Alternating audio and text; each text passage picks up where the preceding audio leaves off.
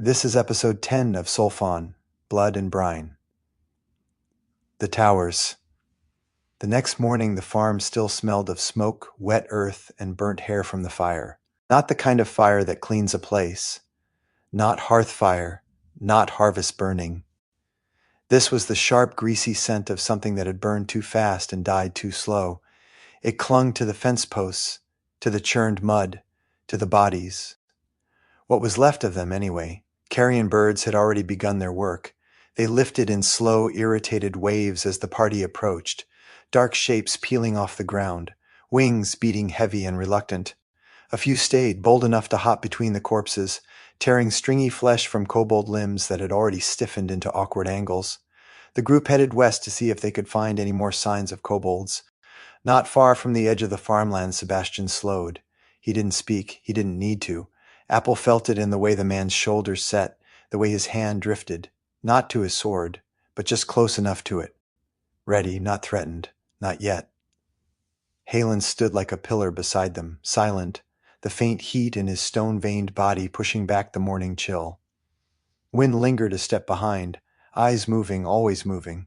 Connor and Cale had already gone, wagon wheels creaking east, toward the village, toward something resembling safety, promising Sebastian there would be wine waiting for them upon return.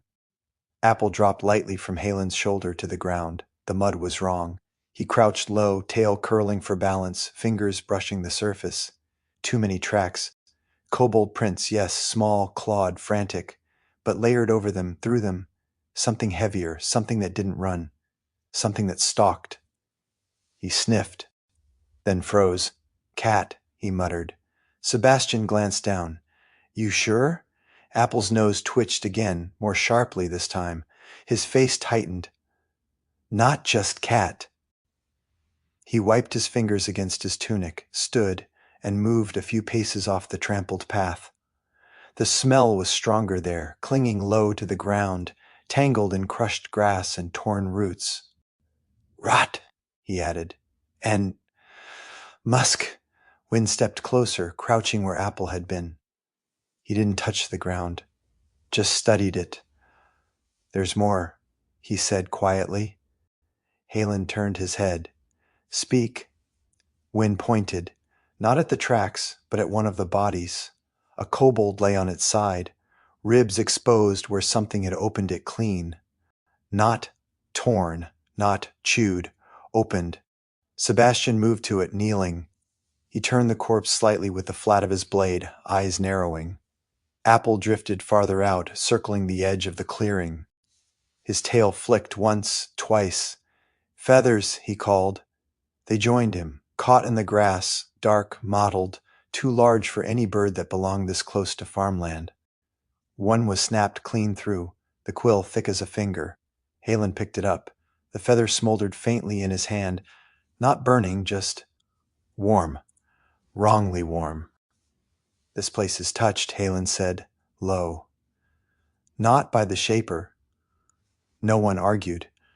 For a moment, the only sound was the wind moving through the broken field, and the wet tearing of a bird that had returned to its meal. Sebastian looked west. Tracks led that way. Not a clean trail, but enough. Heavy impressions cutting through the lighter kobold prints.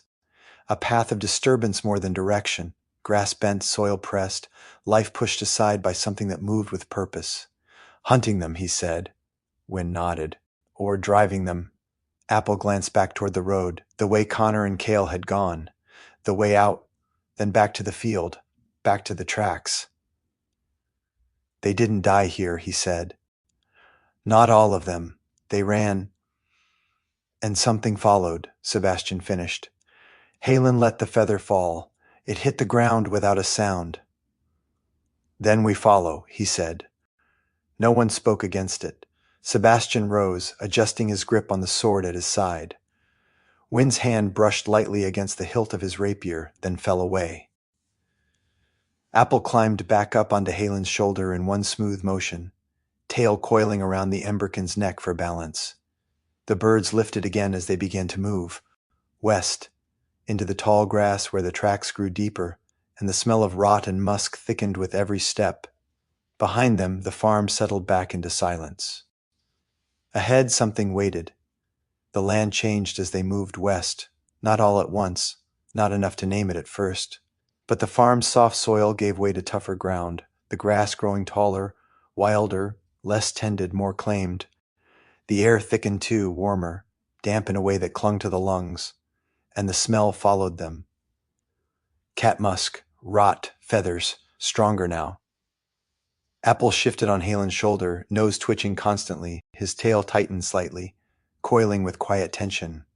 Closer, he murmured. Sebastian didn't look back. How close? Apple didn't answer right away. Then, close enough, Halen stopped. It wasn't hesitation. It was instinct. Something in him, something older than thought, rooted him in place. Wynn felt it a heartbeat later. The silence. No birds, no insects, nothing. The kind of quiet that didn't belong in open land. Sebastian exhaled slowly and lowered his center of gravity, one hand settling firmly on the grip of his broadsword. Show yourself, he said, not loudly, but with weight. The grass ahead shifted. Not wind. Movement. Low, heavy, controlled. Apple slipped from Halen's shoulder without a sound and vanished into the grass, then into the trunk of a nearby tree, climbing in a blur of muscle and instinct until he crouched along a thick branch above the field. From there he saw it first. No, he whispered. Below, the grass parted, and something stepped into view that did not belong to any story told around a sane fire. It was shaped like a bear, but wrong in the way a nightmare remembers a bear.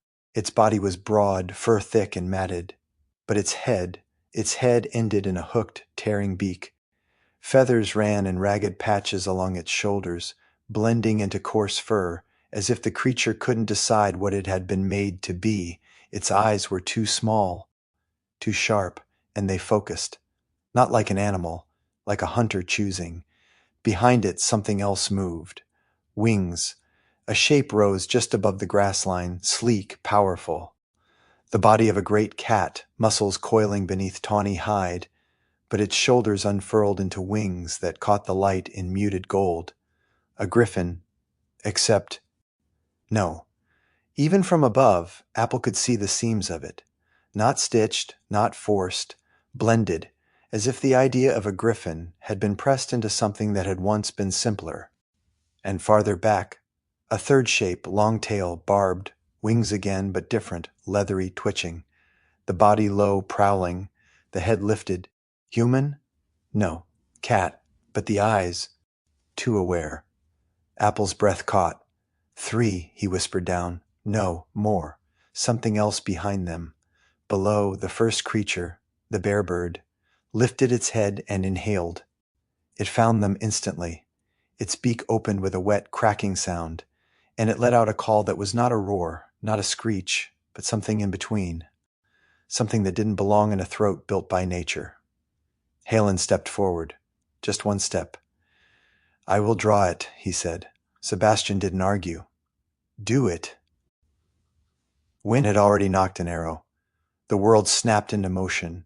The bear bird charged. It didn't lumber. It ran, fast, faster than something that size should move, claws tearing into the earth, wings half spread, not for flight, but for balance.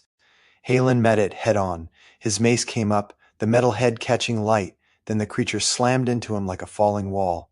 The impact drove Halen back a full step, stone feet gouging the ground, but he held. Now!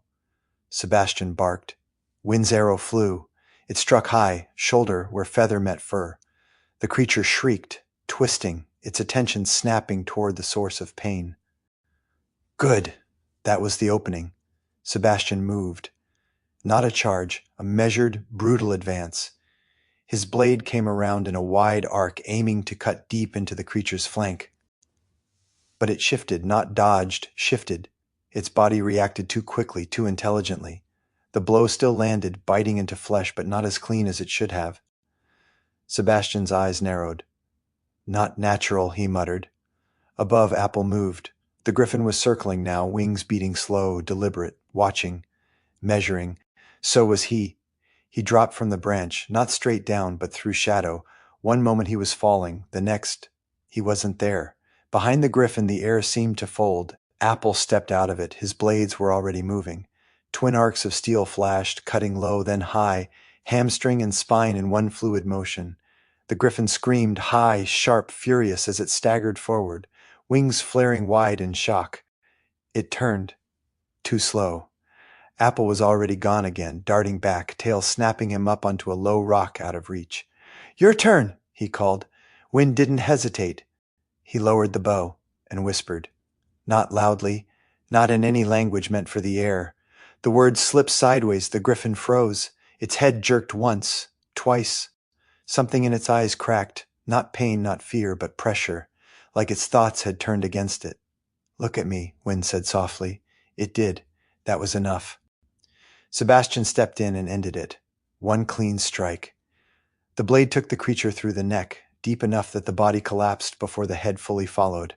Silence didn't return, because the others were still coming. A shadow passed overhead. Apple looked up just in time to see it. The manticore. Then another.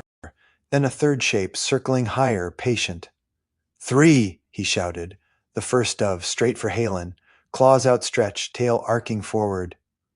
Halen braced, lifting his mace, heat flaring along its head as the creature slammed into him. The second followed, snapping, biting, and Apple moved. He ran. Not away, up. He sprinted along Halen's back, using the emberkin like a living wall, launching himself toward the descending shape. Blade flashing, and missed. The creature twisted midair faster than expected. Its tail lashed out and struck. The barb caught Apple across the side, sending him spinning, body slamming into the crops beyond with a harsh, breathless impact. "Apple!" Wind snapped. But he didn't break focus. Instead, he moved, fast, silent. The world seemed to dim around him as he slipped between lines of sight, rapier and short blade drawn in a blur. The manticores turned, too late. He struck one, then the other, quick, precise, a cut for each, not deep, not mortal, but enough. Magic followed. It clung to the wounds, spread through them, dark, whispering energy that sank into muscle and bone.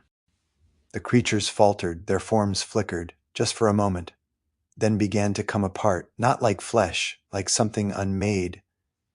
Apple pushed himself up from the dirt, blood on his side, breath sharp. "Good," he rasped.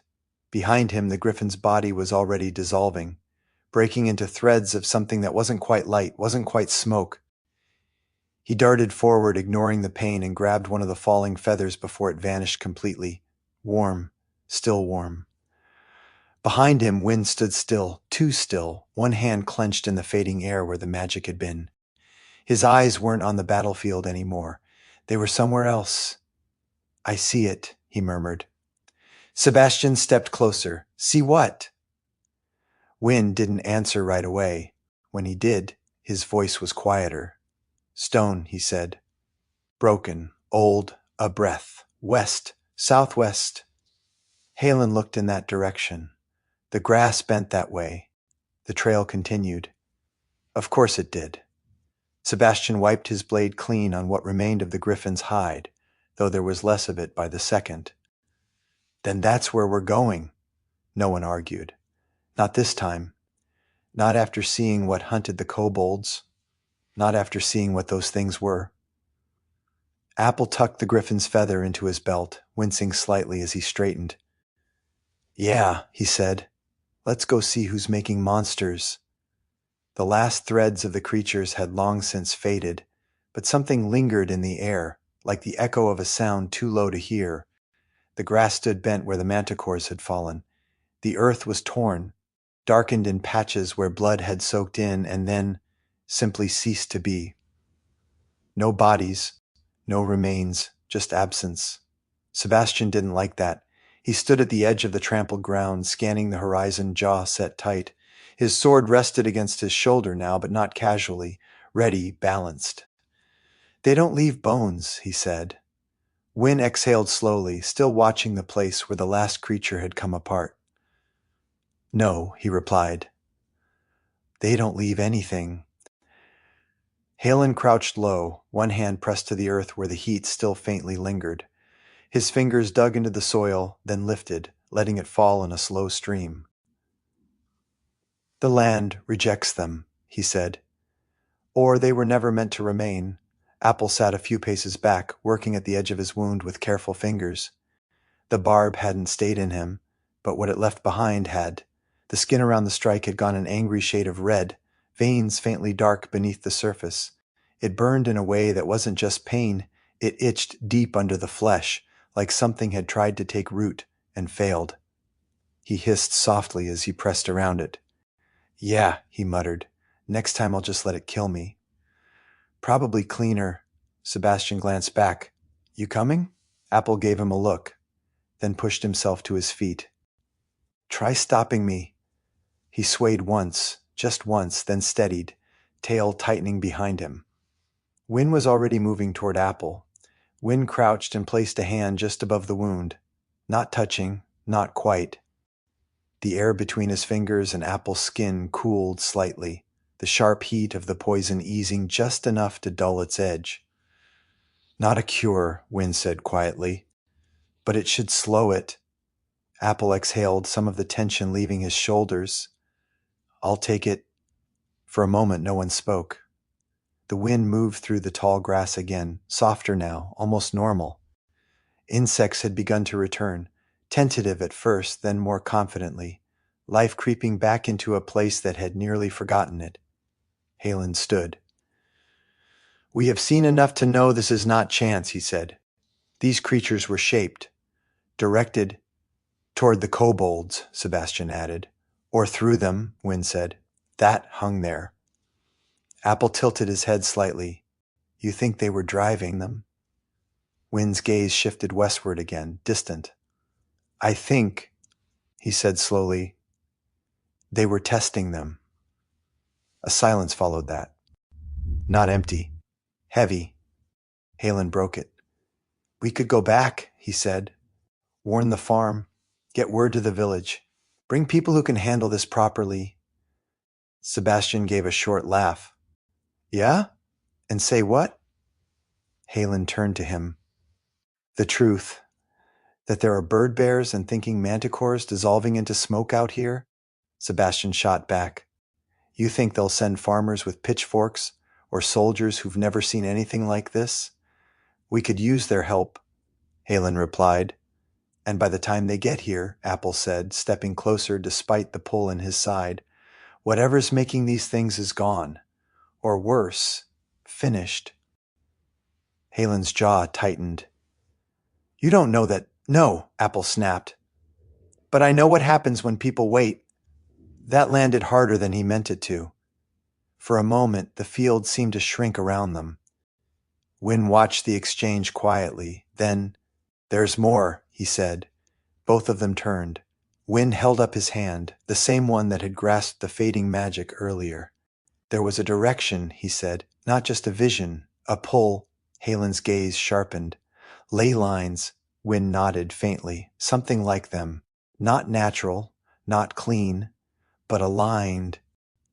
Aligned to what? Sebastian asked. Wynn looked west. A place, he said. Stone. Broken. Old. Apple reached to his belt and pulled free the feather he had taken. It hadn't dissolved. Not fully. It had dulled, its unnatural warmth now a faint lingering heat, but it remained solid in his hand. He turned it over between his fingers. This didn't come from nowhere, he said, and it didn't just wander out here. He tucked it back into his belt. We follow the trail, he said simply. He looked at each of them in turn. Halen stood firm, unmoving. Wynn's attention was already drifting west again, drawn by something only he could feel. Sebastian exhaled slowly. We push on, he said. Not agreement, acceptance. Halen inclined his head once. The path is set. Apple grinned faintly, though it didn't reach his eyes. Good, he said. Wynn didn't speak. He didn't need to. He was already walking, west. The others followed. Behind them, the field settled fully into stillness at last, grass rising, insects humming, wind whispering through the torn earth as if nothing had happened there at all. Ahead, the smell returned, stronger now, rot, musk, and something older beneath it, stone and dust, waiting. They saw the tower before they reached it, At first, it was just a break in the horizon, something vertical where nothing should be, a dark line against the washed-out sky, rising above the low roll of land and tangled growth. Then it sharpened, stone, old stone, broken. The closer they came, the more wrong it looked. The tower didn't stand so much as lean, its upper half split and shifted, as if something inside it had tried to force its way out and nearly succeeded. Cracks ran down its length like veins, jagged and deep, some wide enough to catch the light in thin, blinding slivers. Even from a distance, the smell reached them. Rot, not fresh, not clean decay. This was older, thick, wet, clinging to the back of the throat. It mixed with something else, too, ash maybe, or dust that had once been something living. Apple wrinkled his nose at the smell. Sebastian's eyes were fixed on the tower, not scanning, not assessing, locked. Something about it, his brow furrowed. "I've seen this," he said under his breath. Wynne glanced at him. "Seen what?" Sebastian shook his head slightly, like he could dislodge the thought. "I don't know," he admitted. "It's—" He stopped, because the wind shifted, and the world answered. It came from the south, a sound that didn't belong to anything they had heard before. Not the shriek of the griffin, not the tearing cry of the manticores. Lower, heavier, a drawn-out grinding call that seemed to carry through the air rather than across it, like something deep in the earth had tried to speak and failed. Halen turned first, his body stilled completely, the faint heat around him tightening, concentrating. "That," he said quietly, "is no natural beast." The grass to their right rippled, not wind, movement, slow at first.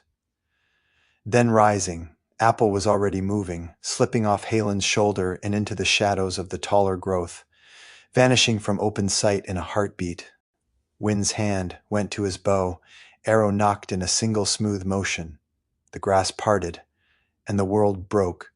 It stepped into view on four legs that did not belong together. The body was that of a great goat, massive, thick-muscled, its hooves cracking the earth beneath each step. Its hide was coarse, matted with dirt and something darker, clotted in patches along its flanks. But the shoulders, they were wrong, too broad, because wings unfolded from them, not feathered, not clean, leathery, torn in places. Veins visible beneath stretched membrane that twitched as they opened, catching the light in sick, translucent flashes. And behind, the tail, long, too long, it coiled once, twice, then lifted, the end of it split into a head.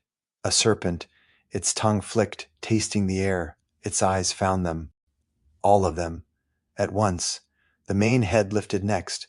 Goat, yes, but the eyes were wrong there too. Not dull, not simple, aware. Apple felt his grip tighten on his blades. The creature inhaled, deep.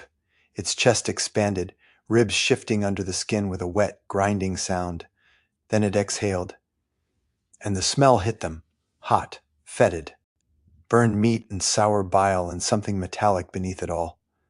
Sebastian didn't wait. He moved. Straight in. No hesitation. His boots tore through the grass, closing the distance in seconds as he raised his sword into a full, committed strike. "Take it down!" he shouted. The blade came down with everything he had behind it, shoulders, hips, momentum, aimed for the creature's neck. It hit. The impact shuddered up his arms. Solid, real. But the resistance. Too much. The blade bit. But only shallow. The creature barely flinched. Its head snapped toward him, and for a moment, Sebastian saw it. Recognition. Not of him. Of the attack. It had felt that before. "Damn it," he started. The serpent tail struck fast, too fast. It lashed out, snapping toward his side. But something else moved first. A flicker, a blur. Steel met scale, Apple. He intercepted the strike mid-motion, one blade catching the serpent's jaw, deflecting it just enough that it snapped closed on empty air instead of Sebastian's ribs. "Watch the tail!" Apple snapped. The creature reacted, not with confusion, with anger, its wings spread wide, snapping outward with a thunderclap of displaced air. And it breathed. Fire erupted from its mouth in a sudden, violent rush. heat slamming into the space between them, a wall of flame that roared outward in a cone. Sebastian threw himself back, raising his arm instinctively as the heat washed over him, searing across exposed skin. The smell of scorched cloth filled the air. Wind dropped low, rolling clear, the fire passing over him in a blistering wave. Halen did not move. The flames broke against him, licking across stone and ember-veined skin, then dissipating in wavering currents of heat. He stepped through it, unaffected. His eyes burned brighter now. "This ends," he said. "Behind the creature—" Wynn rose. His voice slipped sideways again, threading through the chaos like something that didn't belong to sound. "Feel it," he whispered. The chimera faltered. Just a fraction. Its head twitched, breath hitching as something unseen pressed against its mind. Not enough to stop it, but enough. Apple saw the opening. He moved. Low, fast, circling wide through the smoke and scorched grass, using the shifting shadows cast by the dying flames. Then, gone. And back again. Behind it. His blades struck in quick succession. One low into the back of the leg, the other driving toward the base of the spine. The creature screamed. Not just pain. Rage. The serpent tail lashed wildly, striking the ground, tearing up earth as it tried to find him. Wynn moved again, this time not alone. "Now!" he called. Apple didn't hesitate. They struck together, front and back, steel and whisper. The magic followed the blades, threading through flesh and bone, unraveling something deeper than muscle. The chimera staggered. Its legs buckled for a moment, then held, barely. Sebastian stepped in. No shout this time, no warning, just action. He planted his feet, drew the blade back, and swung. The strike was clean, perfect. The sword cut through the creature's neck with a wet, tearing sound, resistance giving way all at once as steel found its path. The head separated. The body stood, just for a heartbeat, then collapsed. The ground shook as it fell, dust and ash kicking up in a thick, choking cloud. The smell hit them immediately. Blood, hot, heavy, real. The serpent tail writhed. Still alive. Its head snapping blindly, jaws opening and closing with a dry, clicking sound. Apple stepped back, breathing hard, chest tight. No one moved toward it. Not yet. The fire had died down, leaving behind scorched earth and drifting smoke that stung the eyes and caught in the throat. Sebastian lowered his blade slowly, watching the body. Waiting. For it to dissolve, for it to vanish like the others. It didn't. Wynn's voice broke the silence. "This one's different." Halen stepped forward, looking down at the corpse, then at the still-moving serpent tail. "Not different," he said quietly. "Worse." Behind them, the ruined tower loomed, closer now, watching, and from somewhere deep within it, the smell of rot grew stronger. The chimera didn't fade.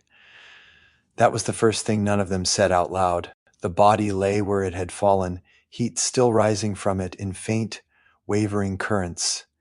Blood soaked into the ground in thick, dark patches that stayed. No unraveling, no strange dissolution into light or ash. Just flesh, just death, wrong in a different way. Apple kept his distance, circling wide, eyes flicking between the corpse and the tower beyond it. Sebastian wiped his blade slowly, dragging the cloth along the edge with deliberate care. The metal still hummed faintly from the force of the strike. "Means it wasn't held together by whatever magic those others were," he said. Wynn crouched near the body, not touching but close enough to study. His gaze lingered on the neck, the cut, the way the flesh parted. "Or it was," he said quietly. And something changed. Halen didn't look at the body again. His attention had already shifted to the tower. "Leave it," he said. "The source lies there." The wind shifted as they approached. The smell grew stronger with every step. Rot, yes, but layered now. Old rot beneath newer rot. Damp stone, mold, and something else. Something faintly sweet, like fruit left too long in heat until it turned. It clung to the back of the throat, thick enough to taste. Apple gagged slightly. The tower stood before them now. Closer, it was worse. The cracks weren't just damage, they were pressure marks. Stone pushed outward from within, blocks shifted out of alignment as if something had expanded too fast, too violently, and the structure had barely held together. One entire section had split along a jagged seam, exposing the inner wall like a wound. Black streaks ran down from it, staining the stone in uneven trails. Burn marks, but not from outside, from within. Sebastian stepped closer, reaching out to press his hand against the wall. The stone was cool, too cool, considering the sun overhead. He frowned. This didn't collapse, he said. It ruptured. Halen moved past him, heavy steps cracking small stones underfoot as he circled toward the far side. There, he said. They followed. The ground sloped slightly downward, and the grass gave way to bare earth, trampled, disturbed, then hardened again over time. Not fresh, not recent, months maybe. At the base of the tower, the wall had given way entirely. Not a clean break, a tear. Stone blocks pushed outward, some shattered, others simply moved, as if something inside had pressed against them until they had no choice but to yield. The opening gaped dark and uneven, and the smell stronger here, much stronger.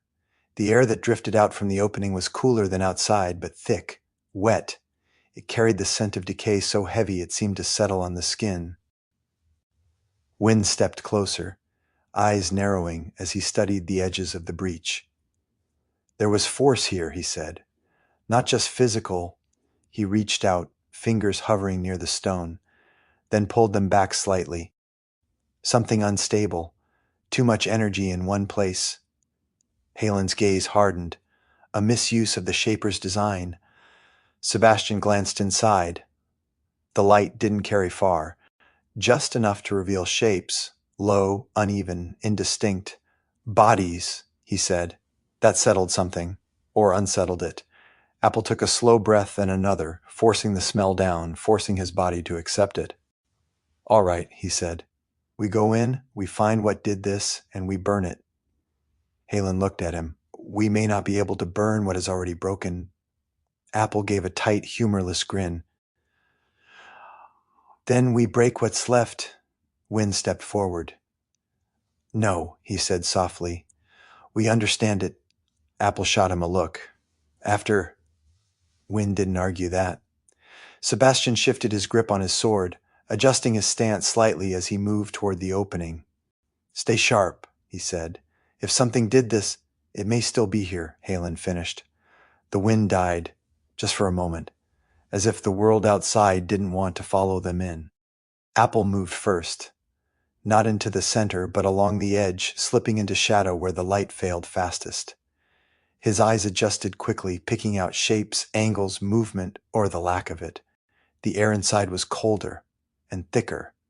Every breath carried the taste of rot and dust and something faintly metallic. Behind him, the others followed, boots on stone, soft, careful. The light from outside stretched only a few steps in before breaking apart against the uneven interior. Beyond that, dark and stillness, the kind that waited. Somewhere deeper inside, something shifted. Or maybe it was just the sound of the tower settling. No one spoke. Not yet. Because whatever had happened here, they were about to walk into it. The light died quickly behind them. Not all at once. Just enough that the doorway became a pale shape at their backs, stretched thin across the broken floor before fading into shadow. The air cooled further as they stepped inside, but it wasn't clean cold. It was damp, heavy.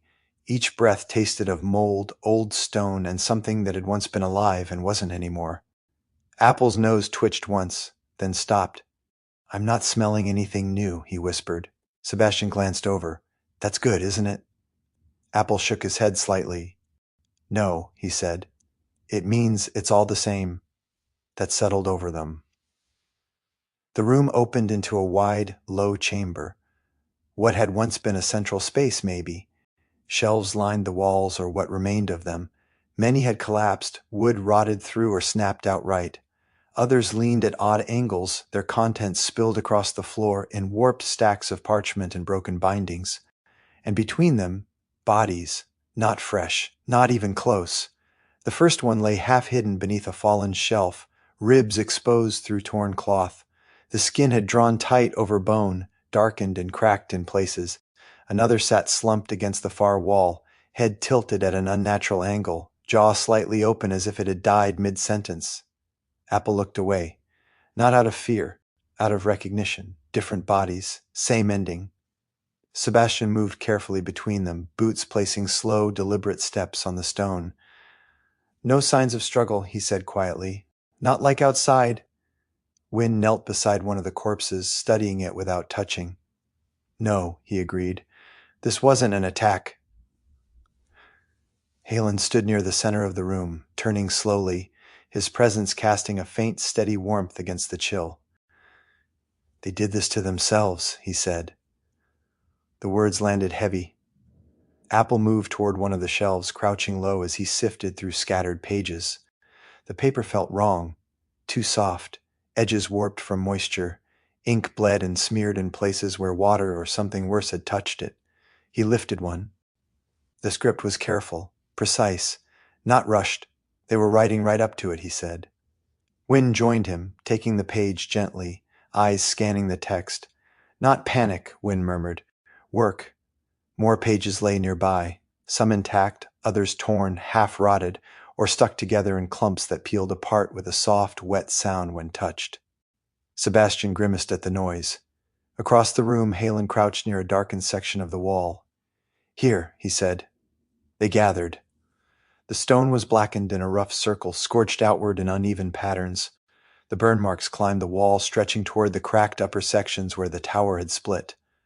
Wynne stepped closer, his breath slowing. "This is where it broke," he said. "Broke?" Sebastian asked. Wynne nodded. "Too much," he said. "Too much power drawn, held, forced." He closed his eyes briefly, like pulling a river through a narrow channel until the banks collapse. Apple leaned against a broken beam, arms crossed loosely. "Ley lines," he said. Wynne opened his eyes again, surprised. "You've seen this?" "Back home," Apple said. "The Rue Temple sits on one. They don't pull from it, they guide it. Shape it." Halen's voice lowered.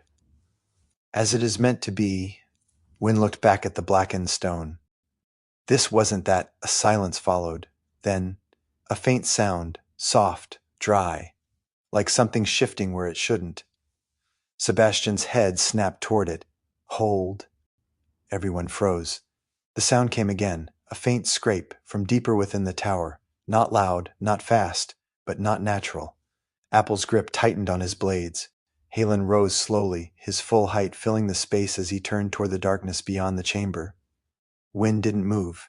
Instead, he tilted his head slightly, listening, not with his ears, but with something else. Then, "It's not alive," he said. Sebastian frowned. "Then what is it?"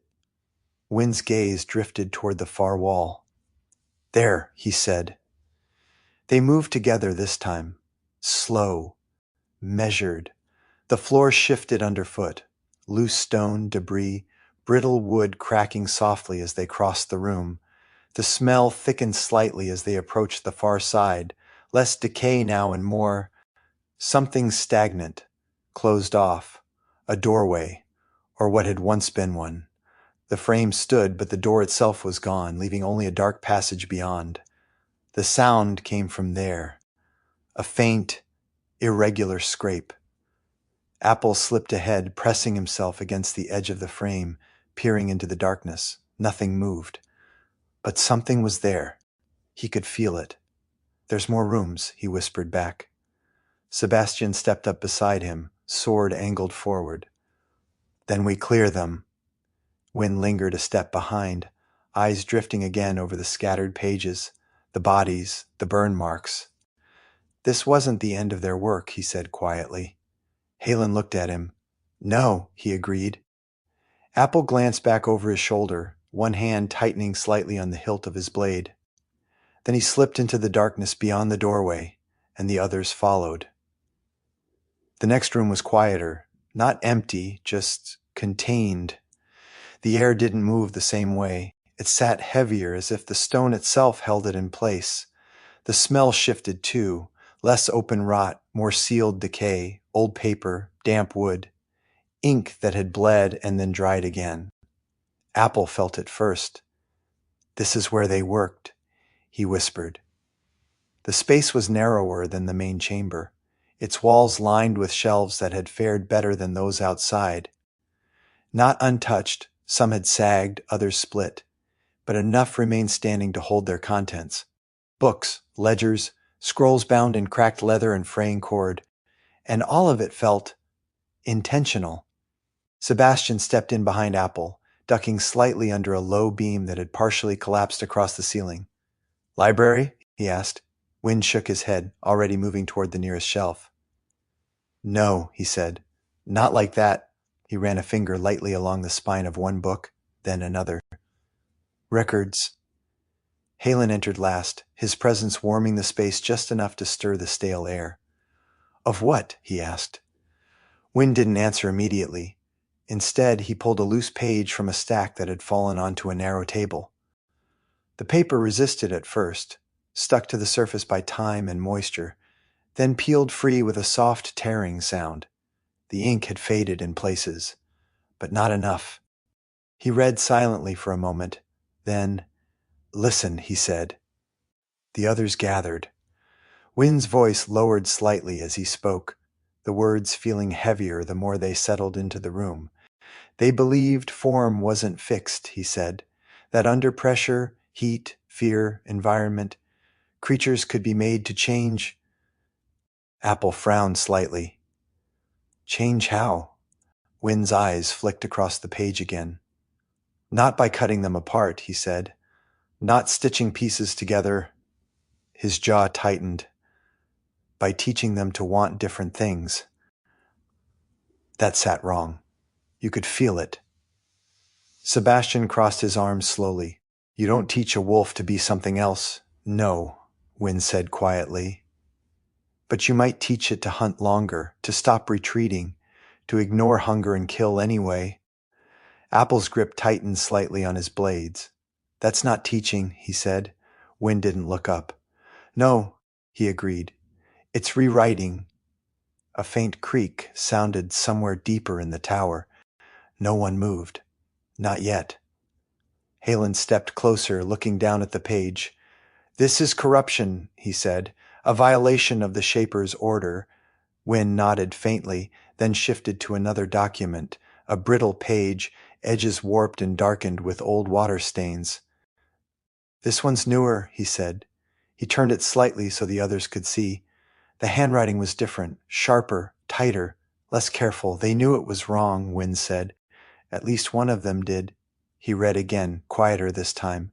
A warning: burn the shelves, destroy the work, salt the lower chamber. Sebastian exhaled slowly. "They didn't listen." "No," Wynne said. His eyes moved to the margin of the page, where another hand had written along the edge, smaller, more controlled. Someone else continued it. Apple tilted his head slightly. "After they knew?" Wynn's expression hardened. "Because they knew." Silence followed, the kind that presses inward. Apple moved to another table, sifting through scattered pages with quicker, less careful motions now. "If he kept going," he said, "then this isn't over." "No," Sebastian said. "It's not." Apple paused, then lifted another sheet. "This one's a letter," he said. "Unsent." Wind stepped over, taking it gently. His eyes moved faster this time. "They figured it out," he said. "Not just creatures." He swallowed slightly. "They were trying to change everything." Sebastian frowned. "Everything?" "Predators," Wind said. "Systems, territory, behavior." His voice dropped. "Make whole regions unstable, violent, unpredictable." Halen's expression darkened. "To turn the land itself into a weapon." Wind nodded. A faint sound interrupted them. Closer this time. A soft shift, wood against stone. Everyone stilled. Sebastian's hand dropped to his sword. Again, he said quietly, The sound came once more, from below, not deeper into the tower. Down. Apple's eyes flicked to the floor. There's more under us. Halen turned slowly, scanning the room. There would be, he said, a place for deeper work. Hidden from sight. Wynne folded the letter carefully, slipping it into his belt. We're not done here, he said. No, Sebastian agreed. Apple crouched low, running his fingers along the edges of the stone floor, searching, feeling for gaps, seams, anything that didn't quite fit. The smell shifted again, subtle, but there, not rot, not paper, something older, closed, waiting. Found it, Apple whispered, his fingers pressed against a narrow line in the stone. A seam. Halen stepped forward. Stand back. Apple didn't argue this time. He moved aside as Halen crouched, placing both hands against the stone. The emberkin's heat flared slightly. Not enough to burn, but enough to warm the cold surface beneath his palms. For a moment, nothing. Then, a low, grinding sound, stone shifting. Reluctantly, a section of the floor gave way, lifting just enough to reveal darkness beneath, and the smell, it rushed out, thicker than before, rot, iron, and something else beneath it, something that didn't belong to death. Apple leaned forward slightly, peering into the opening. Cages, he said. His voice was quieter now, tighter. Behind him, Wynne exhaled slowly. Halen didn't move. Sebastian stepped closer. No one spoke for a moment. Because whatever had happened in this tower, it hadn't started up here, it had started below. The opening breathed, not air, memory. It rose from the dark in a slow, heavy wave, thick enough to taste. Rot, yes, but older here, trapped, pressed into stone and wood and iron until it had nowhere left to go but up. Apple leaned closer despite himself. The darkness below swallowed the light almost immediately, just a narrow throat of stone, sloping down at an angle too tight for anyone but him to take easily. Sebastian peered over his shoulder. We don't rush this. Apple didn't look back. I'm not rushing, he said. He slid one blade into its sheath, freeing a hand. His tail curled tight behind him, testing the space, measuring. Then he slipped in. Stone brushed both shoulders almost immediately, rough, cold, close enough that every movement scraped faintly, a dry hiss of cloth and skin against uneven rock. The air changed as he descended, cooler, damp, but thicker too, like breathing through something that didn't want to let him. Behind him the light narrowed, voices dulled. Apple, Sebastian called quietly, the sound distorted slightly by the tight space. Talk to us. I'm fine, Apple replied. His voice sounded smaller, even to him. The tunnel angled down, then leveled slightly. His hands found purchase along the stone, fingers slipping once on something slick before tightening again. The smell intensified. Not just rot now, iron, old blood, and something else. Animal. He froze. There, ahead, shapes, not moving, but there, I see something, he whispered. What? Wynne's voice drifted down, distant. Apple didn't answer right away. He shifted forward another inch, then another. The tunnel opened, just slightly, into a low, cramped space. Bars, rust-dark, bent in places. Cages, empty, mostly. One door hung open, twisted outward as if something had forced its way through it. Another lay on the ground entirely, torn free from its hinges. Apple's breath slowed, then hitched. There were marks, deep gouges along the stone floor, claw lines that overlapped and doubled back, frantic, circling, ending abruptly at the cage doors. He reached out, fingers hovering just above one of the grooves. They were in here, he said. Alive, Wynne replied quietly. Apple swallowed. Not for long. Something in the dark shifted, or maybe it didn't, but his body reacted anyway. His chest tightened.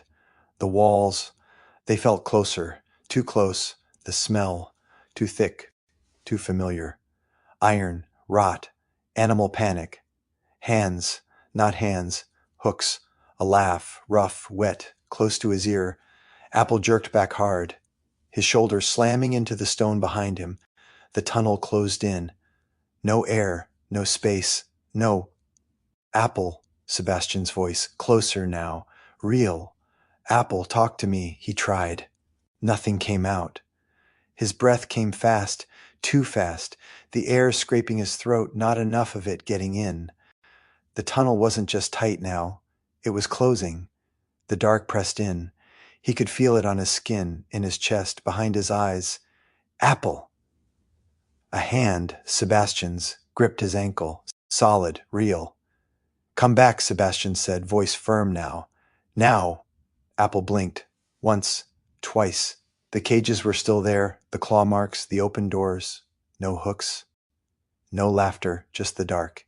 He sucked in a breath, sharp, painful, but it came. Yeah, he managed. Yeah, he wasn't. But he moved anyway, backward.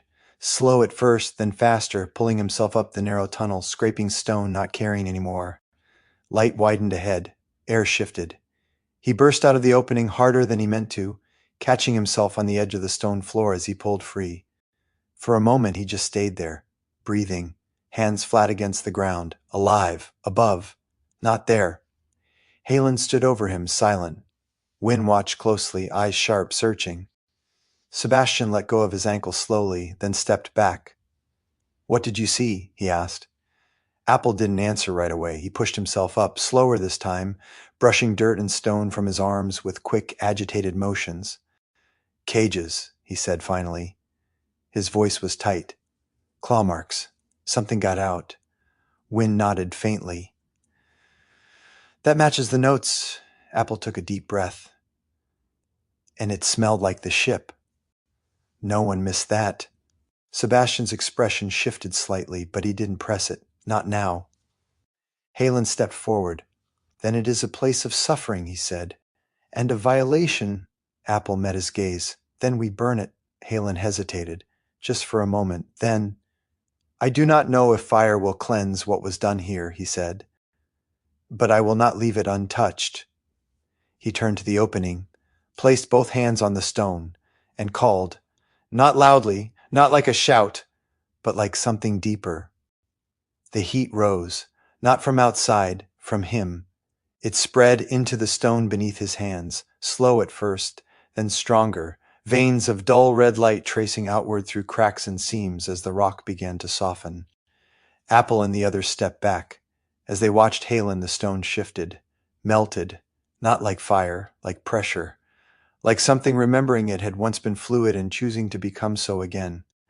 The opening collapsed inward, the tunnel sealing as the softened rocks sagged and fused together, the smell cut off abruptly, trapped below, gone from the air. Halen staggered. Just slightly, but enough. Sebastian stepped forward, catching his arm before he could fully lose balance. Easy, he said.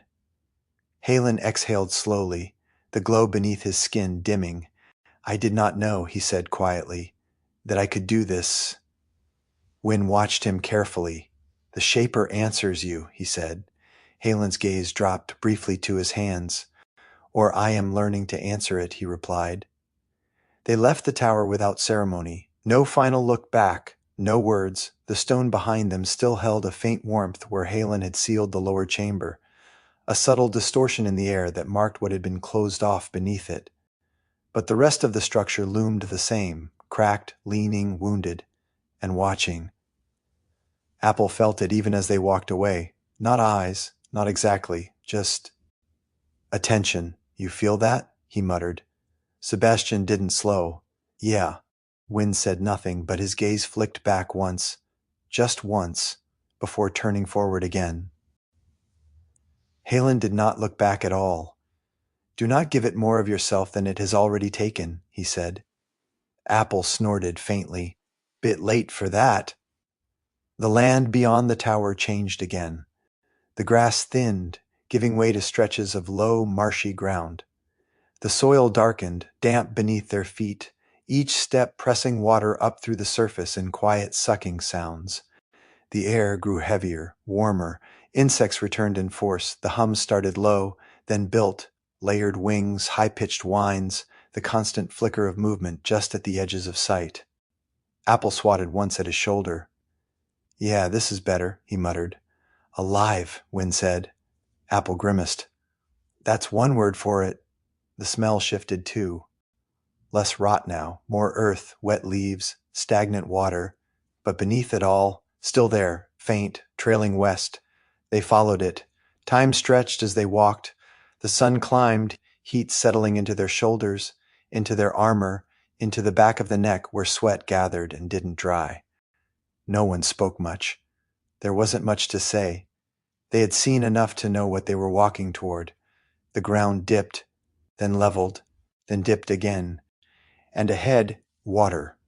A river, slow-moving and wide enough to matter, its surface broken by patches of algae and drifting debris. The banks were soft, the mud thick and dark, marked with tracks that overlapped and vanished into the water's edge. Sebastian stopped. Great. Apple crouched near the bank, studying the marks. Something crossed, he said. More than one thing. Recently? Wynne asked. Apple pressed his fingers into one of the impressions, feeling the edges. Not fresh, he said, but not old either. Halen stepped forward, gaze scanning the water. The surface looked still, too still, then a ripple, subtle, gone as quickly as it appeared. Sebastian saw it. We're not alone, he said.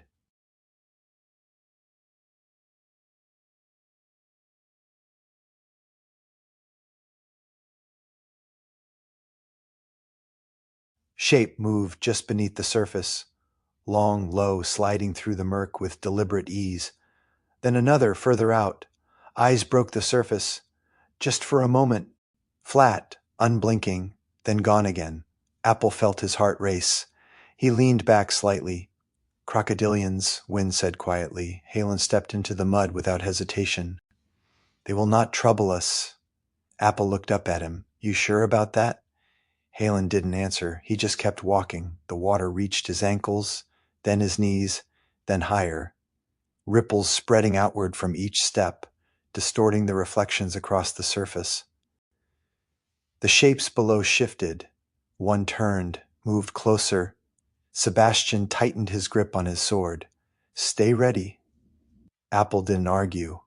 He climbed up onto Halen's shoulder again, tail wrapping tight around the Emberkin's neck as they entered the water together. The river was warmer than it should have been. Not hot, just not right.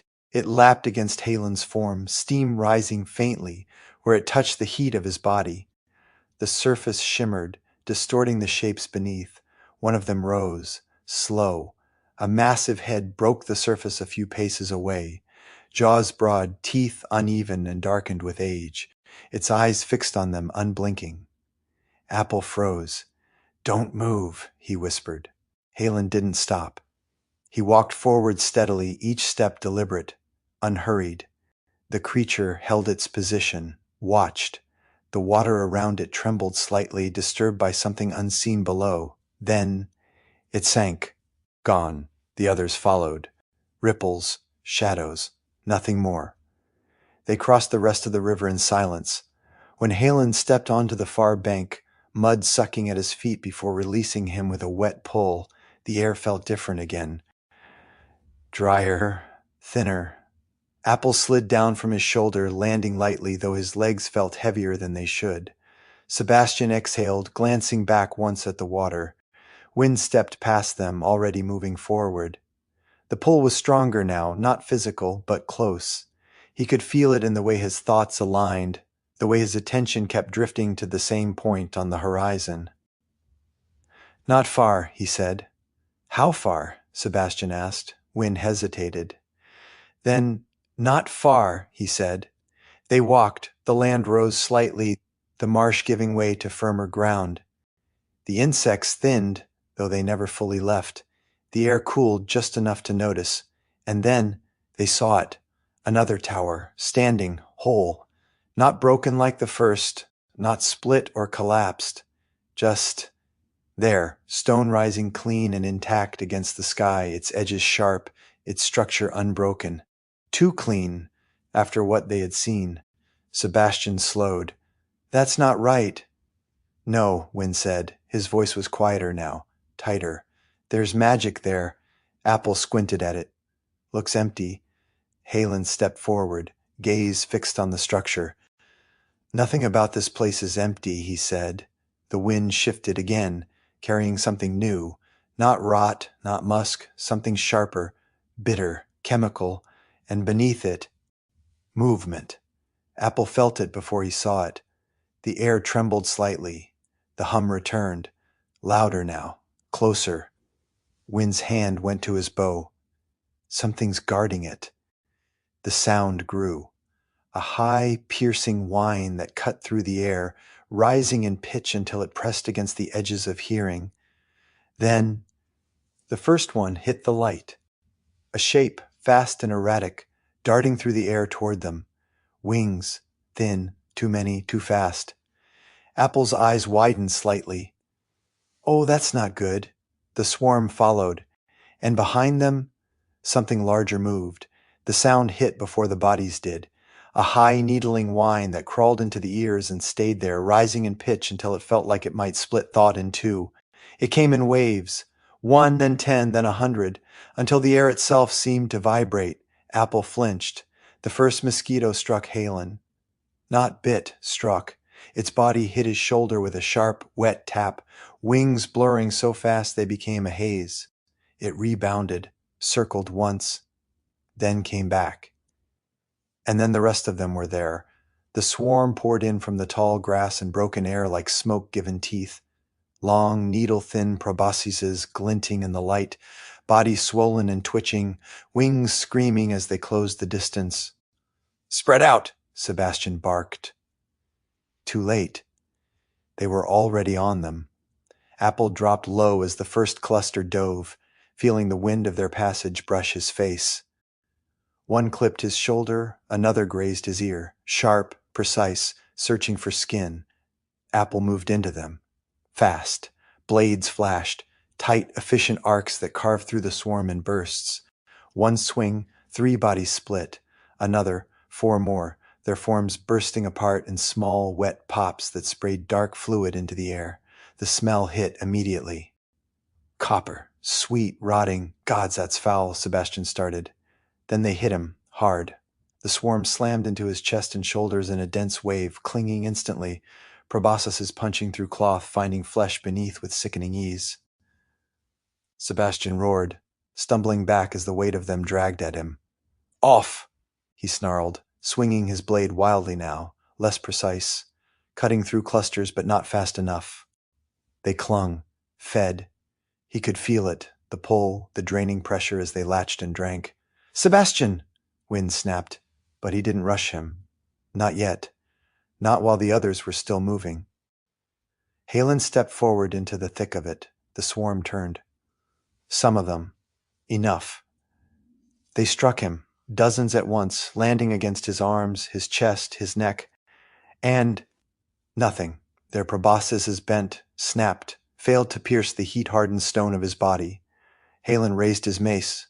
The head glowed faintly now, heat building along its surface, not flame, but something close. He swung, once, a wide, sweeping arc. The mace passed through the swarm, and the air filled with sound, a wet, snapping hiss as bodies burst on contact, wing shredding fluids igniting briefly into flashes of steam as they met the heat. Fragments rained down, tiny broken pieces of something that had been too many a moment ago. Still, more came, from above, from the sides, from everywhere. Wind moved, not fast, precise. He stepped through the chaos, bow already drawn, releasing arrows in quick succession. Each shot cut through a dense pocket of the swarm, the impact scattering them just enough to thin the mass. "Keep them moving," he called. "Don't let them settle." Apple didn't need the instruction. He was already there, in the middle of it. Not avoiding, not retreating, dancing. He moved through the swarm like it had weight and rhythm, ducking, spinning, blades flashing in tight, brutal patterns.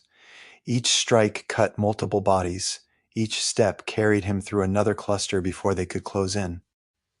3 down, 4, 6.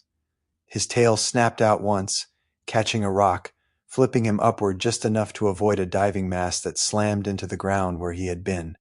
He landed, grinning. Then pain. A cluster caught him low. They hit his side, the wounded side, proboscises finding flesh before he could fully twist away. Apple hissed, jerking back, one blade cutting through them, but not before he felt it. The bite, sharp, deep. Ah! He snapped, ripping the remaining bodies free with his hand, crushing them against his palm. Blood ran, not much, but enough. Not again, he muttered through clenched teeth.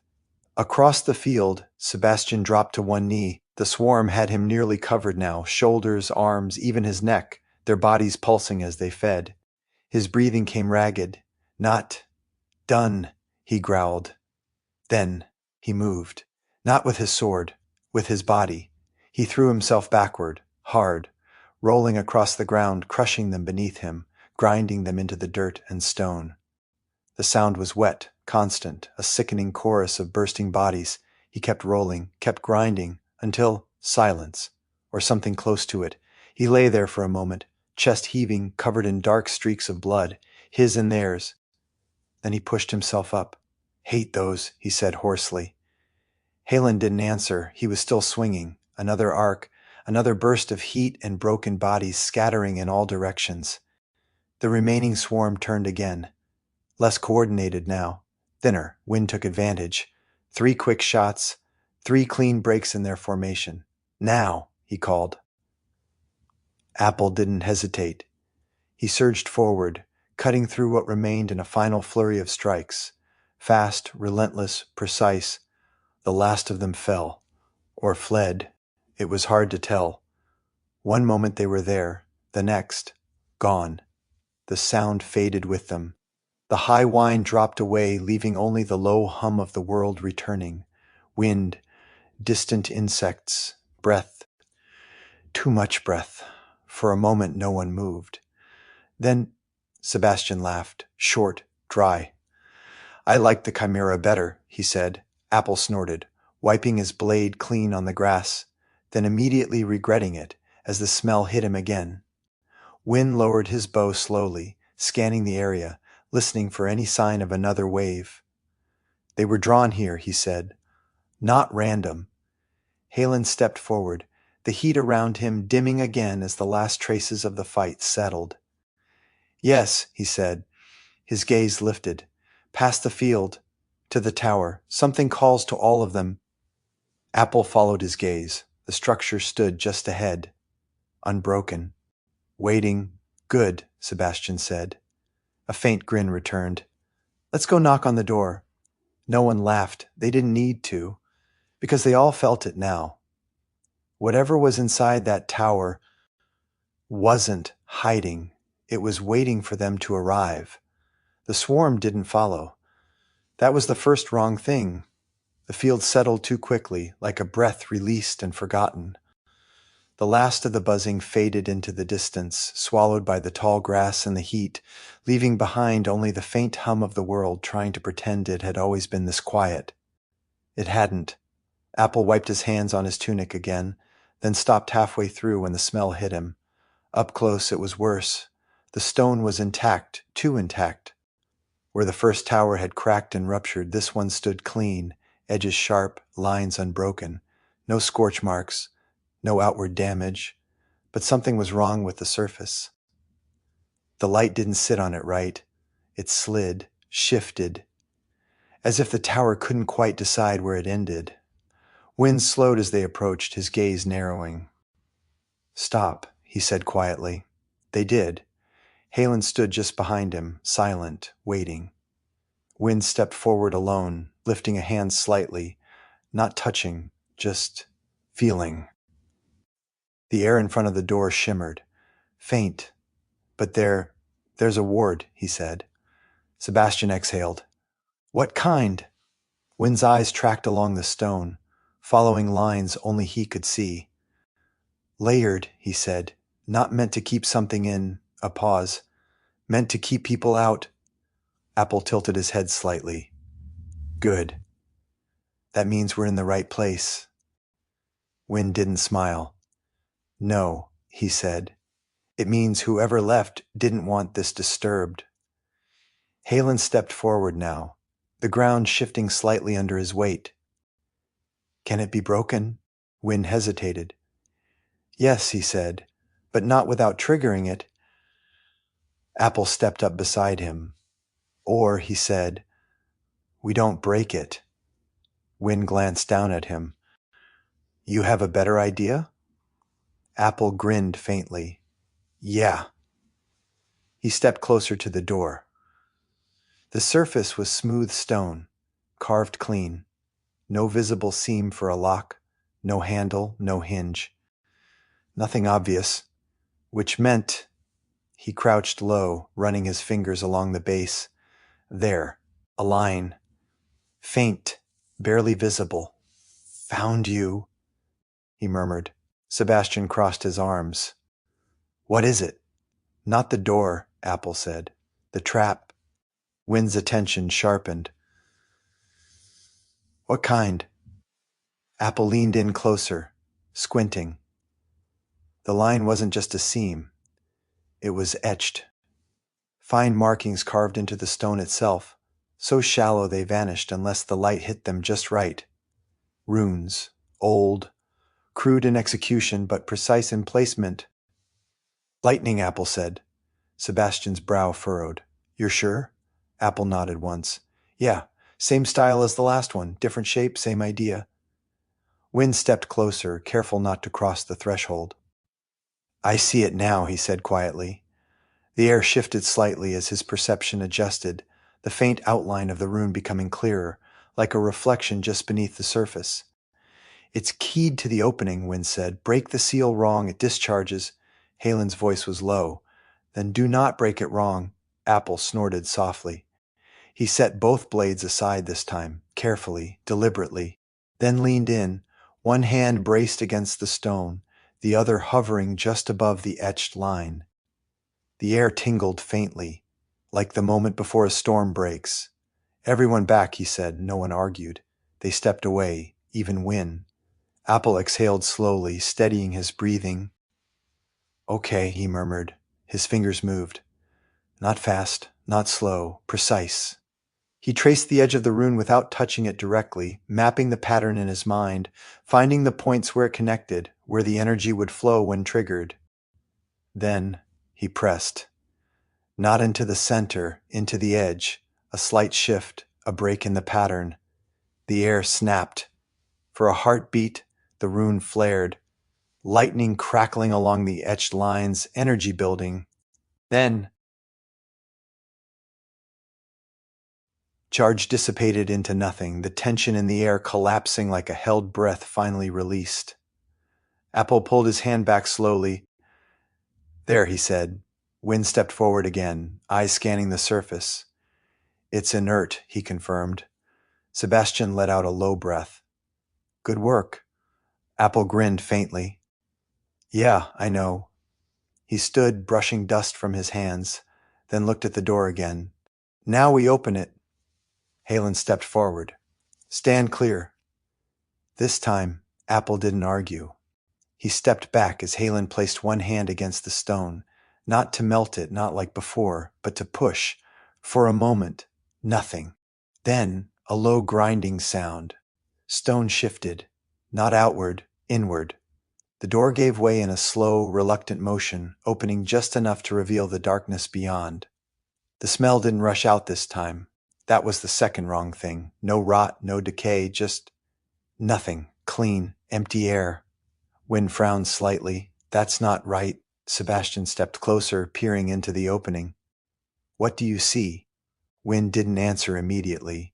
He reached into his belt and drew a small, polished piece of metal, no larger than his palm. A mirror. He angled it toward the doorway. The reflection changed everything.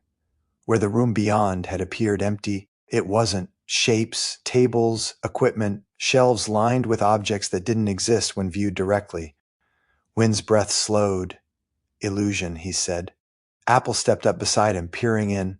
That's clever, he admitted. Sebastian frowned. What are we looking at? Wynne lowered the mirror slightly, then raised it again, adjusting the angle. A hidden space, he said. Layered over this one, Halen's gaze hardened. Then we step into truth. Wynne nodded. Carefully, he extended his hand into the doorway. Directly, Nothing.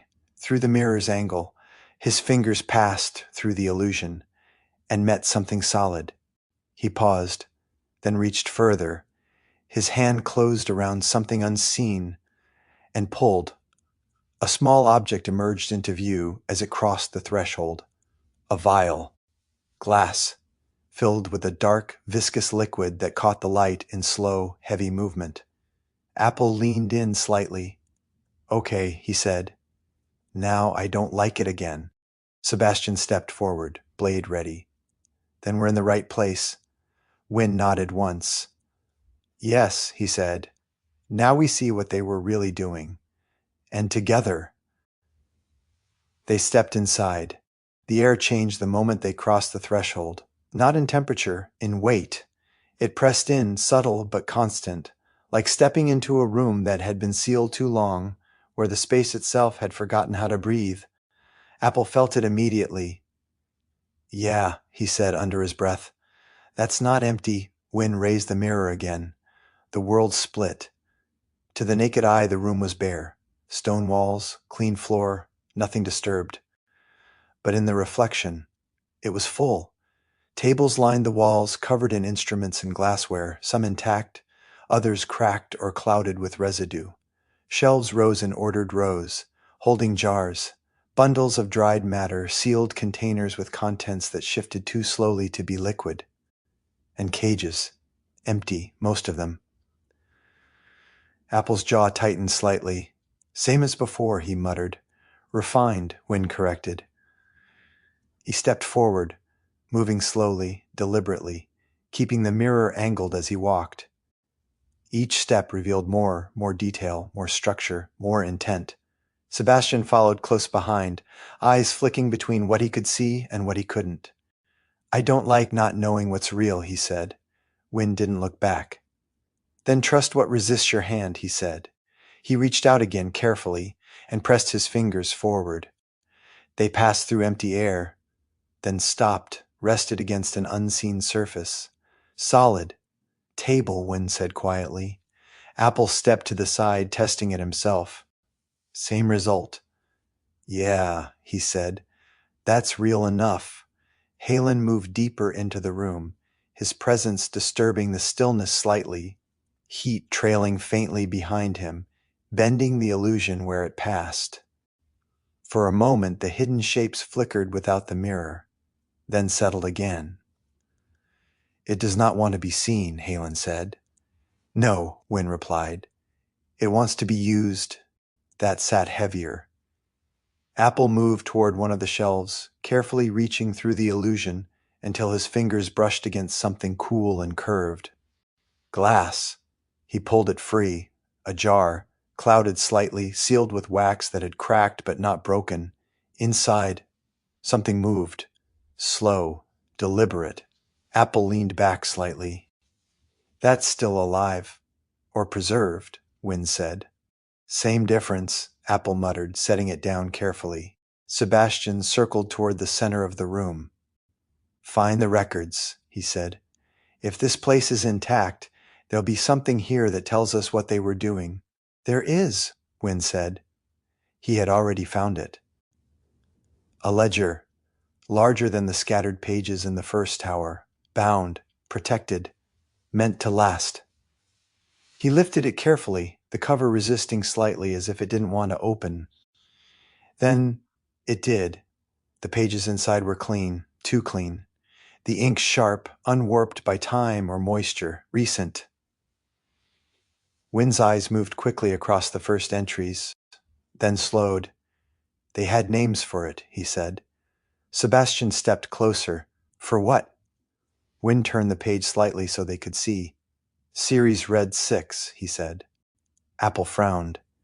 "That sounds organized." "It is," Wynne replied. His finger traced a line of text. "Hunter and territorial stock," he read.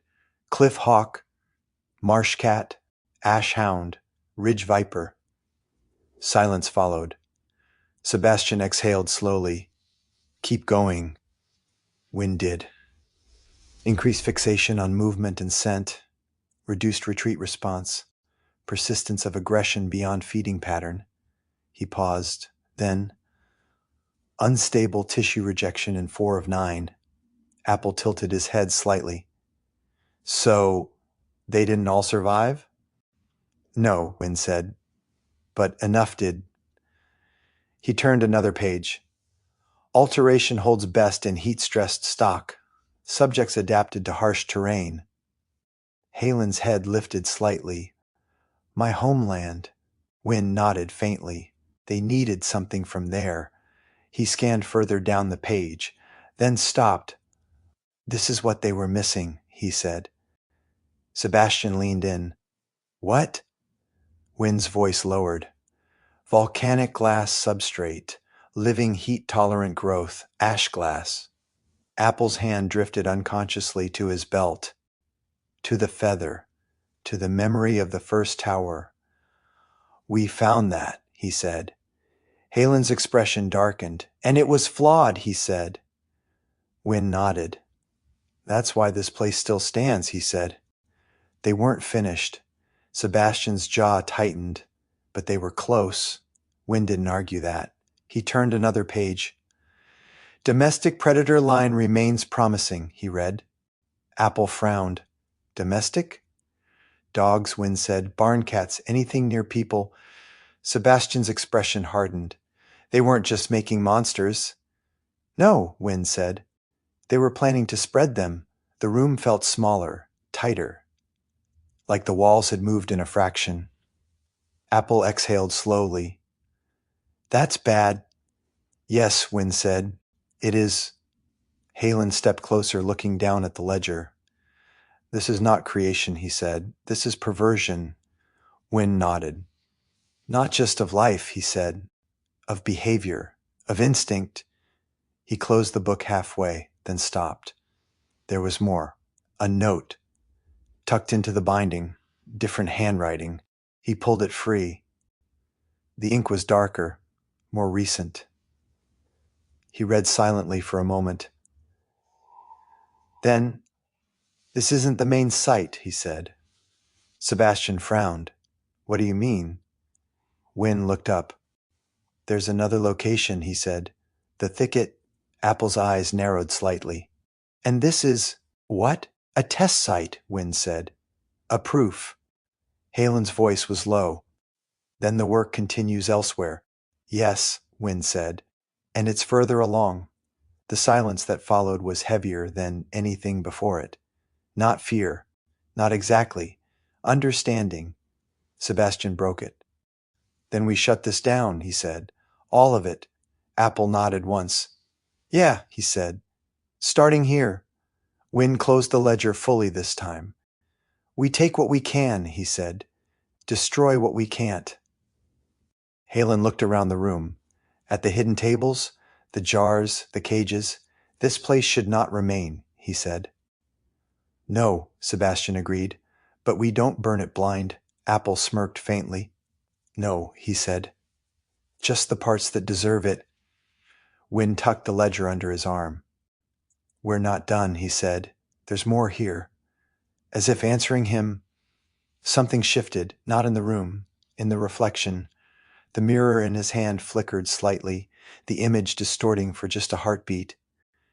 And for that moment, the room looked occupied, shapes where there should be none, movement where nothing stood. Then, gone. Wynne went still. We're not alone, he said quietly. No one spoke for a moment after the flicker. The room settled again, tables unseen, cages empty, the illusion smooth and intact. But the feeling had changed. Not the space, them. Sebastian shifted his stance slightly, blade lowering just a fraction, not relaxed but measured. Say it, he said. Wynne didn't move. I don't think anything's here, he said. Apple blinked. That's not what you just said. Wynne shook his head slowly. I think something was here, he corrected. And whatever hides this place, remembers it. That didn't make it better. Halen stepped forward, placing one hand flat against an unseen surface, the edge of a table only visible through the mirror's angle. Then we are walking in an echo, he said, of work that is not yet finished. Wynne nodded once. Yes. He set the mirror carefully against the table, angling it so the room remained visible in fragments, enough to navigate, enough to see. Then he turned back to the ledger. There's more, he said. He flipped deeper into the pages, past the initial trials, past the notes on materials and failures. The writing grew tighter, more focused, less observation, more direction, more certainty. He found the section quickly this time. A folded page, deliberate, hidden but not well enough. Wynne unfolded it slowly. The paper crackled faintly, dry, preserved, untouched by the decay that had taken the rest of the tower. He read, silently at first, then his expression shifted. Sebastian saw it. What? Wynne exhaled once. This is a dispatch, he said. To somewhere else. Apple leaned in slightly. The thicket? Wynne nodded. Yes. He turned the page so they could see.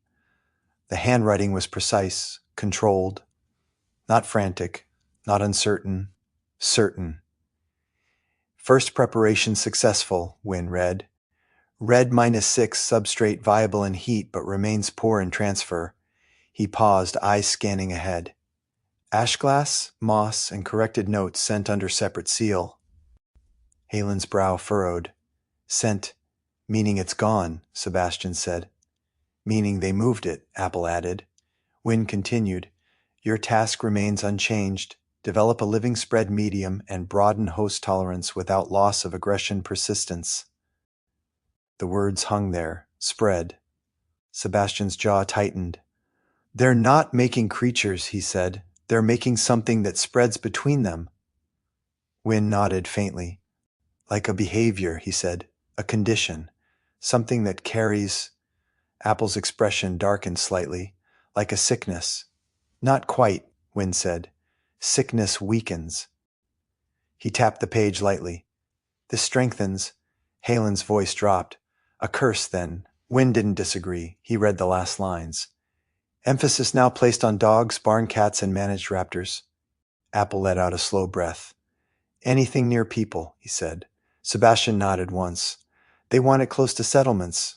Wynne folded the page again, more carefully this time. There's more, he said. He flipped to the next section, another note, shorter but written with sharper strokes.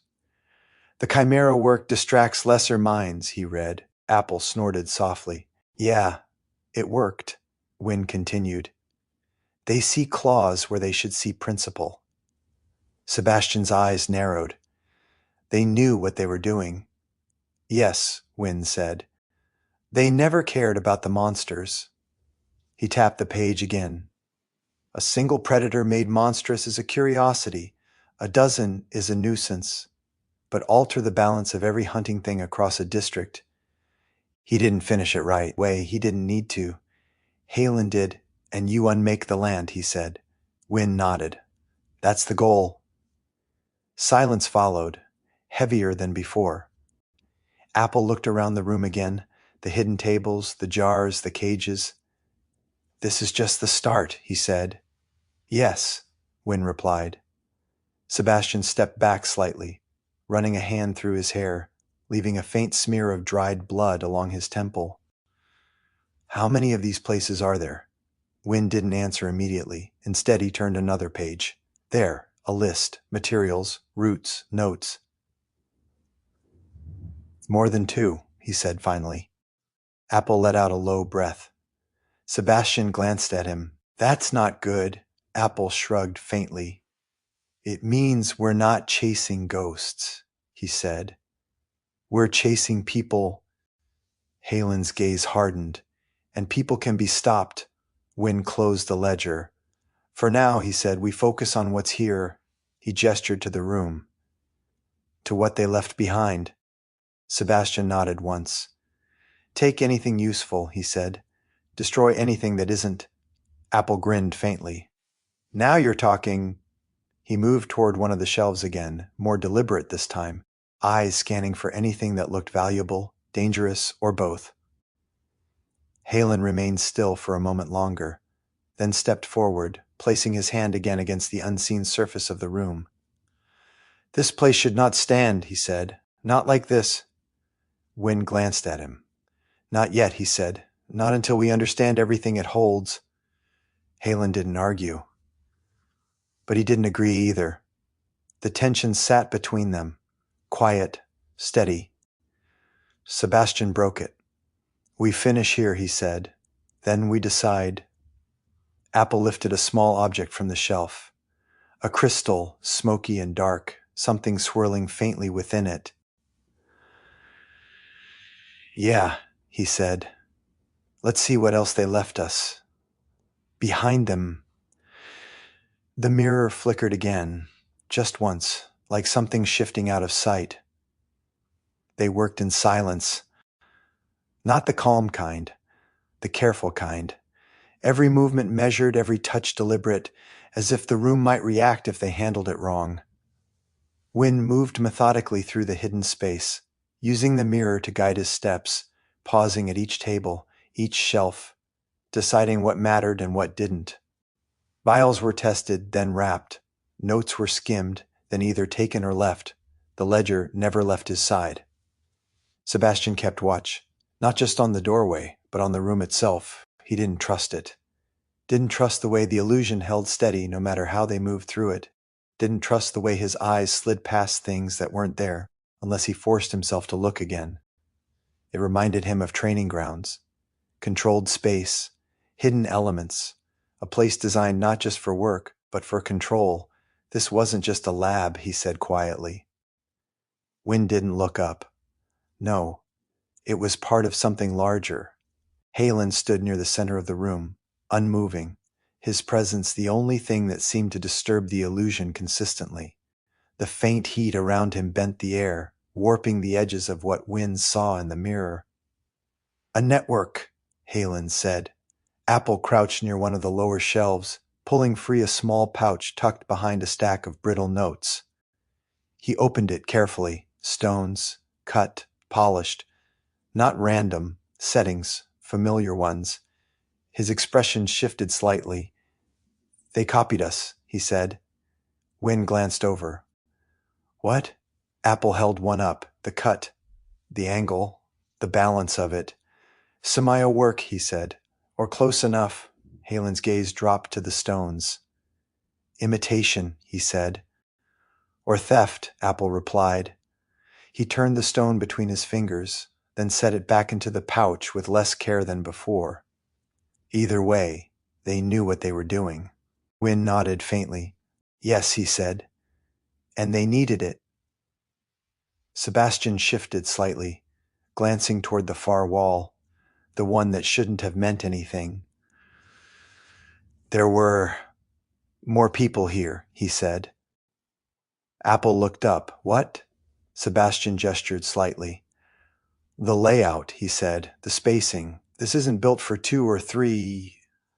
He stepped forward, pacing slowly, eyes tracking distances, corners, lines of movement.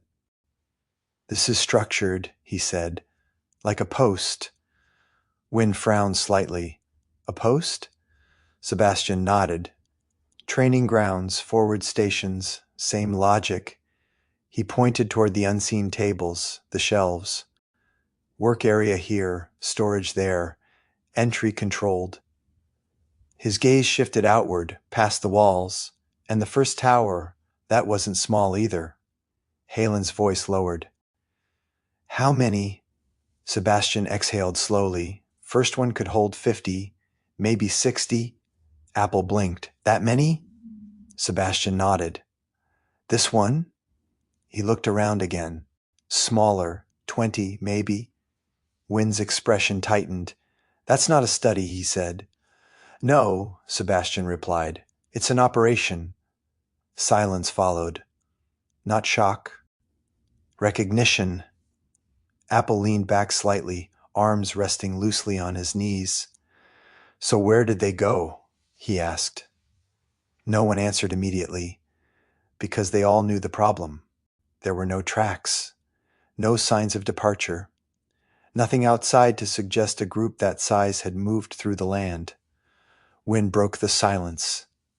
They used magic, he said, to hide their movement. Sebastian nodded once. Had to. Halen's gaze turned west. Then they are not gone, he said. They are elsewhere. Apple pushed himself to his feet, rolling his shoulder once, testing the lingering pain. Yeah, he said, which means we're still on the trail. Wynn stepped back from the last table, gathering what he had taken: ledger, notes, a few select items wrapped carefully in cloth. We've taken what we can, he said. Sebastian looked around one last time. Then we end it. Halen didn't hesitate this time. He stepped forward, placed both hands against the unseen structure at the heart of the room, and called again. The heat came faster now, stronger. It spread through the stone, through the hidden surfaces, through the illusion itself. For a moment the mirror flared, its reflection distorting as the unseen world beneath it began to warp. The tables flickered, the shelves bent, glass cracked. Then it broke, not cleanly, not quietly. The illusion shattered like a reflection disturbed too violently, fragments of it peeling away as the true space beneath it buckled under the pressure. Stone softened, sagged, collapsed inward. The hidden laboratory twisted as it failed, the structures within it breaking apart, sinking, vanishing as the tower itself began to give way from the inside. Apple stepped back quickly. Sebastian grabbed Wynn's shoulder, pulling him toward the exit. Out! Now! They didn't argue. The ground shifted underfoot as they moved, the sound of cracking stone rising behind them, deep, grinding, final.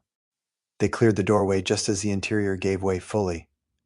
The tower didn't explode. It folded. The upper structure sagged, cracks racing down its length before sections began to collapse inward, stone grinding against stone as the integrity failed. Dust rose, thick, choking. The air filled with it, turning the world into a haze of gray and gold as the sound rolled outward across the land. Then, silence. Slowly the dust settled. Where the tower had stood, there was now a broken shell, half collapsed, its interior buried beneath its own weight, gone, or close enough. Apple coughed once, waving a hand in front of his face. I feel better, he said. Sebastian exhaled slowly. One less, he said. Wynn didn't look back. He was already facing west. Not enough, he said. Halen joined him. No, he agreed. Not yet. Apple followed their gaze. The horizon stretched out ahead, rolling land, distant shadows, and somewhere beyond it. Another sight, another place, the thicket. He adjusted the feather at his belt, then cracked his neck lightly. Sebastian stepped up beside him, resting the flat of his blade against his shoulder once more. Then we keep moving. No one argued. They turned and walked west, toward whatever waited next. This is the end of episode 10 of Solfawn, Blood and Brine.